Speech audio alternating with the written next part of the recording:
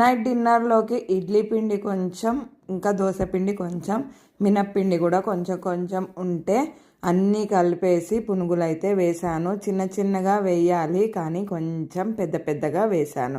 ఇంకా ఏ పిండి కూడా యాడ్ చేయలేదు. అందుకనే ఎప్పుడు రుబ్బుకున్నా కూడా గట్టిగా రుబ్బుకుంటాను. వేసేటప్పుడు మటుకు కొంచెం కొంచెం విడిగా తీసుకొని అప్పుడు ఉప్పు కలిపి కొంచెం వాటర్ అయితే కలుపుతాను. పునుగులు వేసేటప్పుడు సరిగ్గా వస్తాయో రావో అని వీడియో తీయలేదు, కానీ చాలా బాగా వచ్చాయి పునుగులు. టేస్ట్ కూడా చాలా బాగుంది.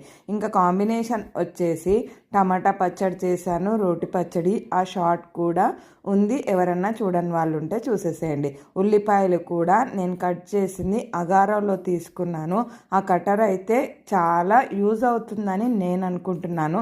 ఎవరికన్నా కావాలనన్నా కూడా అగారాలో వెజిటేబుల్ కటర్ అని చెప్పి. నేను ఇంత కష్టపడి చేస్తే కూడా వీళ్ళు గోంగూర పచ్చడి పొద్దున్న చేశానని చెప్పి అన్నము, గోంగూర పచ్చడి, పునుగులు, ఇంకా మజ్జిగ కూడా చేశాను. కటర్ది లింక్ అయితే డిస్క్రిప్షన్లో ఇస్తాను.